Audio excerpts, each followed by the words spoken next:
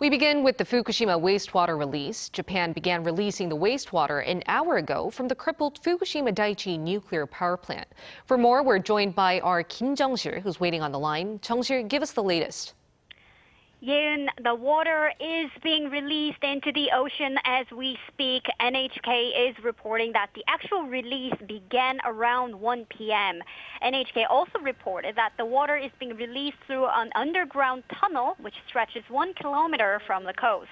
This morning, TEPCO, that is Tokyo Electric Power Company officials, announced that today only 200 to 210 tons will be released, given it began the discharge at 1 p.m.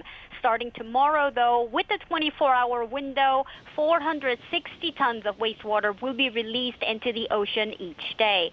TEPCO officials also told reporters that the concentration level of tritium were measured on Tuesday when Japan's Prime Minister Fumio Kishida announced that the release could take place as early as Thursday. TEPCO officials mixed a liter of wastewater with 1,200 tons of seawater on Tuesday and measured its tritium concentration level to see if it's below government standard of 1,500 becquerels per liter. Japanese officials said it was far below the standard and this morning gave the go-ahead for today's release. And Jung-sil, I'm well aware that the international community has been raising their concerns over this decision. It's going to be taking 30 years. So could you walk us through the reaction both in and outside of Japan? Yes, absolutely. I want to start by mentioning Prime Minister Han Duck-soo's briefing that took place just minutes ago.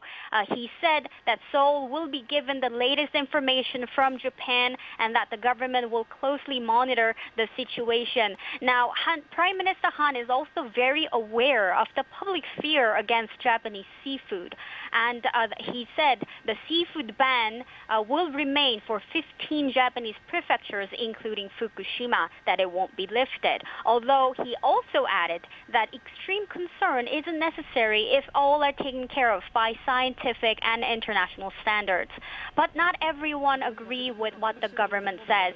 The main opposition, the Democratic Party of Korea, and some civic groups remain strongly against the release.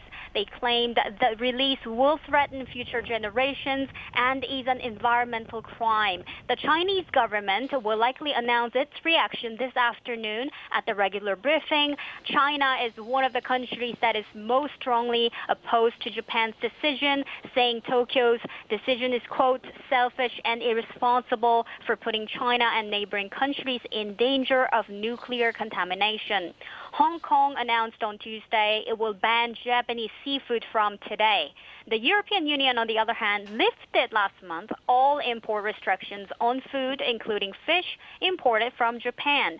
Now, moving on to the situation in Japan, while 53% of the respondents there think the release is appropriate, according to an NHK survey this month. In another survey done by Japan's Asahi Shimbun, 75% of the respondents said the government countermeasures against possible reputational damage aren't enough.